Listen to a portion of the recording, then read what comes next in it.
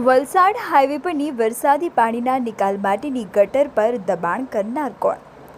વલસાડ શહેરના ધરમપુર ચોકડી નજીક વરસાદી પાણીના નિકાલ માટે બનાવવામાં આવેલી મહત્વપૂર્ણ ગટર પર થયેલા દબાણને લઈને સ્થાનિકોમાં ચિંતા વ્યાપી છે.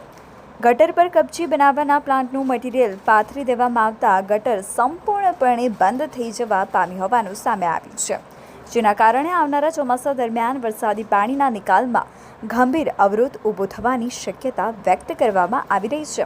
મળતી માહિતી મુજબ ધરમપુર ચોકડી નજીક આવેલી વરસાદી પાણીના નિકાલની ગટર પર છેલ્લા કેટલાક સમયથી દબાણ કરવામાં આવ્યું છે.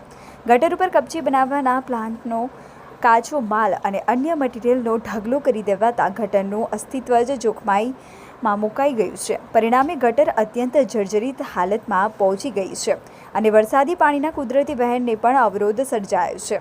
સ્થાનિક લોકોના જણાવ્યા અનુસાર અગાઉ પણ વરસાદ દરમિયાન આ વિસ્તારમાં પાણી ભરાવાની સમસ્યા સર્જાતી હતી. હવે ગટર સંપૂર્ણપણે બંધ થઈ જતાં ચોમાસામાં સ્થિતિ વધુ વિકટ બનવાની સંભાવના છે. ભારે વરસાદની સ્થિતિમાં પાણી સીધું હાઈવે પર ભરાઈ શકે છે, જેના કારણે વાહન ચાલકોને ભારે હાલાકીનો સામનો કરવો પડી શકે છે, તેમજ અકસ્માતોનું જોખમ પણ વધી શકે છે.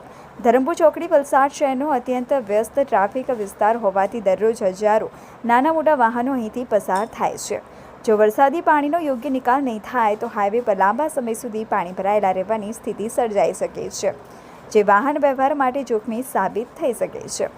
સ્થાનિકોએ સંબંધિત વિભાગ અને તંત્રને તાત્કાલિક કાર્યવાહી કરીને ગટર પરથી દબાણ દૂર કરવા, ગટરની સફાઈ કરાવવા અને વરસાદી પાણીના નિકાલની વ્યવસ્થા પુનઃ કાર્યરત કરવા માંગ કરી છે. લોકોનું કહેવું છે કે જો સમયસર કાર્યવાહી નહીં કરવામાં આવે તો ચોમાસા દરમિયાન ગંભીર પરિસ્થિતિ સર્જાઈ શકે છે અને તેનો સીધો ભોગ સામાન્ય જનતા તથા વાહન ચાલકોને બનવું પડશે.